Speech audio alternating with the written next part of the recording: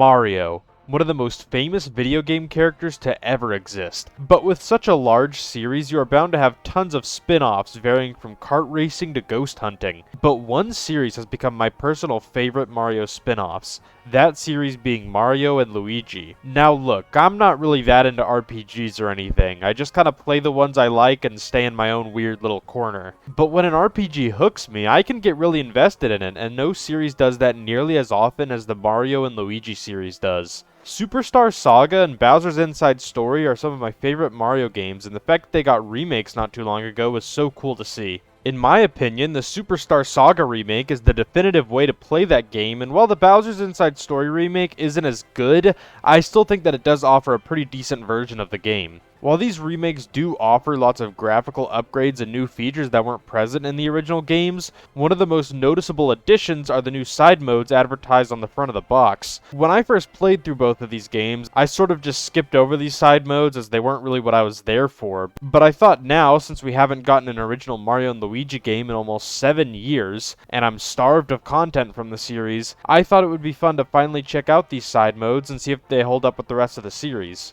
Starting off with the Superstar Saga remake, we have Bowser's Minions, which has you playing as some of, you guessed it, Bowser's minions who are trying to save Bowser during the events of the main game. The story overall really isn't anything too memorable. While the overall stories of the Mario and Luigi games aren't anything crazy, it's the fun moments and interactions you get in between gameplay that are always a highlight. But in this mode, you just don't really have that. The game is definitely trying really hard to be funny, but none of the writing is nearly as charming or memorable as Superstar Saga is. Rarely in the main game do I ever want to skip dialogue, but here everything just feels pretty bland, and you know that maybe because we're dealing with a mode that mainly consists of reused assets. All of the locations in this game are from Superstar Saga, and the most interesting new characters we see are the Koopalings, who aren't really that interesting. The story doesn't really introduce any new ideas that aren't in the main game, which just make the story feel very bland and repetitive, especially if you played the main game before playing this. But overall, it's not the story that's going to make this game good or bad.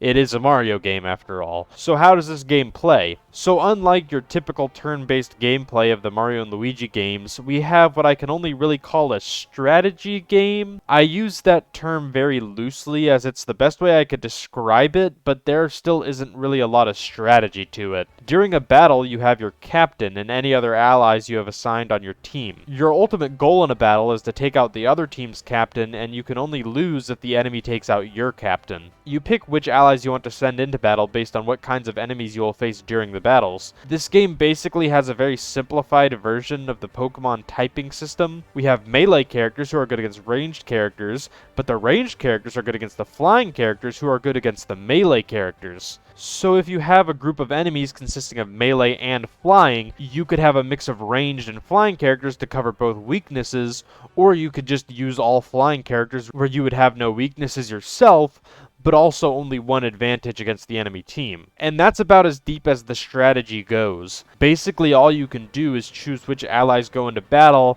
and then after that, it's basically all just up to the game. You don't really get to choose what formation you go into battle with, what actions your allies perform, you just sort of sit there and watch. You do occasionally press buttons to perform stronger attacks, but you don't really get to choose when those attacks are performed. You only really get one action you are in control over, and those are the captain commands. These are basically just actions that either buff your team or debuff the opponent's team, and you only have a certain amount of these, so you have to use them sparingly. I don't really hate this battle system, but it never really gets all that interesting and just ends up feeling very repetitive, and unlike a normal Mario and Luigi game, there's no downtime between battles where you're doing puzzles or exploring the overworld. You just go from battle to battle with occasional dialogue to skip through. This all causes the game to feel super repetitive as you are constantly doing the same thing over and over again, and it gets pretty tiring. In a normal Mario and Luigi game, the things you do outside of battle are always being switched up or have some sort of new puzzle to solve, while every battle has a different type of enemy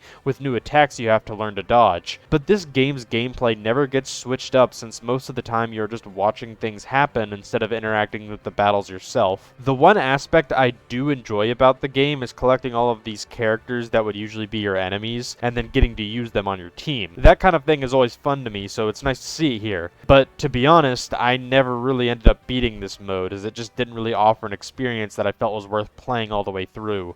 This game might be nice to have in the background while you're talking to friends or on a car trip, but when you're just sitting there playing it like you would any other game, it just gets so boring. Ultimately, unless you're just really curious, I would say to just skip this mode. But the Bowser's Inside Story remake does offer a new mode that is very similar but seems to improve upon a few aspects of the game. So let's see if this side mode is worth any of your time. With the Bowser's Inside Story remake, we now have the new mode Bowser Jr.'s Journey. Immediately story-wise, we have a bit of an improvement because instead of just playing as some random Goomba, we now get to play as Bowser Jr., who already has an established personality, so there's more to go off of for the different interactions in the game. It is well established in this game that Bowser Jr. is a brat, and basically everyone is fed up with him except his own father. I didn't play the whole thing, but from what I did play, everyone in the game basically hates Bowser Jr., but just puts up with him because he's Bowser's kid and they don't really have another option. This part of Bowser Jr.'s character has always been there, but is rarely explored, so I like seeing it explored a little more here. The story is definitely more interesting here, but it still pales in comparison to some of the moments in Bowser's Inside Story, but at least it's an improvement over Bowser's minions. But once again, the story isn't really what people are here for, but rather the gameplay, and while it's still very similar to Bowser's minions, there are some slight changes. Once again, there is no overworld, and you just kind of go from battle to battle to progress through the story.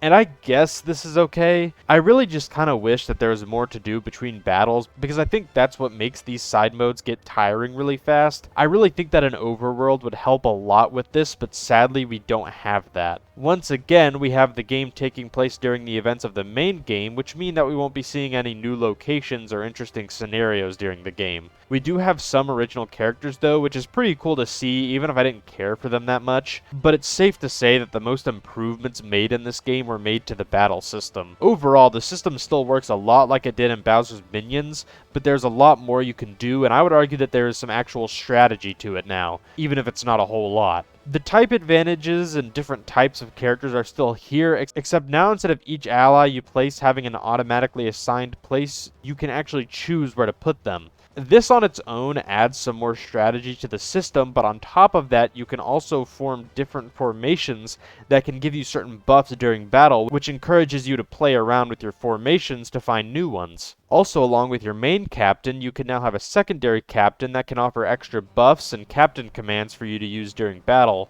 Another tweak made was that instead of having different captains for each type of ally, you now have one captain, Bowser Jr., who can switch what type he is before battle depending on what situation you are in. This means you no longer have to worry about one of your captains being underleveled, which did happen to me in Bowser's Minions and could be a pretty big pain, so I'm glad to see a solution to that problem here. Also, Bowser Jr.'s ranged form is a reference to Mario's Sunshine, and those are very few and far between, so I really like that.